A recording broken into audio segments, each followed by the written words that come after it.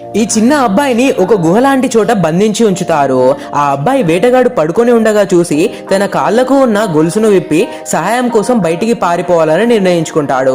మొదట నీళ్లలో నుండి వెళ్లాలనుకుంటాడు. కానీ అక్కడ ఉన్న ముసలిని చూసి వెనక్కి తిరిగి నేల మీదగా వెళ్తూ ఉండగా ఒక చెక్కపై కాలు వేయడంతో శబ్దం వస్తుంది. ఆ శబ్దానికి వేటగాడి కుక్క మురగడం మొదలు పెడుతుంది.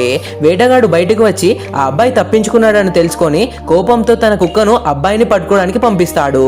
కుక్క వాసన పసిగట్టి వేగంగా అబ్బాయి వెంట పడుతుంది. ఆ అబ్బాయి పరుగుపెట్టి కొంత దూరంలో ఉన్న ఒక పెద్ద చెట్టు దగ్గరికి చేరుకుంటాడు. అతను చెట్టు ఎక్కాలని ప్రయత్నించి విఫలమవుతాడు. ఆపై చెట్టు రంధ్రంలో దూరాలని చూస్తాడు. కానీ అది చిన్నగా ఉండడం వల్ల నిరాశ చెందుతాడు. సరిగ్గా అదే సమయంలో పైనుండి ఒక పండు పడడం వల్ల నేలపై ఉన్న చెట్టు వేర్ల మధ్య ఒక పెద్ద రంధ్రం కనిపిస్తుంది. అబ్బాయి వెంటనే ఆలస్యం చేయకుండా అందులో దూరి దాక్కుంటాడు. కుక్క రంధ్రంలో తల దూర్చి అబ్బాయిపై మొరగడం మొదలు పెడుతుంది. వేటగాడు కుక్కను తప్పించి తానే స్వయంగా రంధ్రంలో చేతిని పెట్టి వెతుకుతాడు. కానీ అతనికి అబ్బాయి బదులు ఒక ముంగీస తగులుతుంది. అది అతని చేతిని బలంగా కొరుకుతుంది. కోపంతో వేటగాడు కుక్కను తిట్టి మరుసటి రోజు ఉదయం మళ్ళీ వస్తానని నిర్ణయించుకొని వెళ్ళిపోతాడు.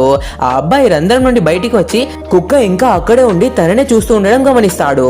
మళ్ళీ ఒక పండు కుక్క తలపై పడడంతో ఆ అబ్బాయి వెనక్కి రంధ్రంలో పడిపోతాడు.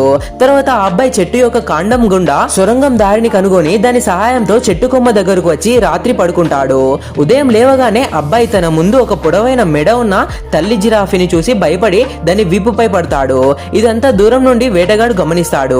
కొద్దిసేపటి తర్వాత ఆ అబ్బాయి జిరాఫీతో కలిసి చిన్న చెరువులో నీళ్లు తాగుతుండగా వేటగాడు తన తుపాకీతో అబ్బాయిని దగ్గరికి పిలుస్తాడు. తల్లి జిరాఫీ ధైర్యంగా అడ్డుగా నిలబడుతుంది. వేటగాడు కోపంతో కాల్చగా జిరాఫీ అక్కడికక్కడే చనిపోతుంది. వేటగాడు అబ్బాయిని తీసుకెళ్లబోతున్న సమయంలో అక్కడకు దుబాయ్ నుండి వచ్చిన ఒక వ్యాపారి వచ్చి తన పెద్ద తుపాకీని చూపించి వేటగాడిని భయపెట్టి పంపించేస్తాడు.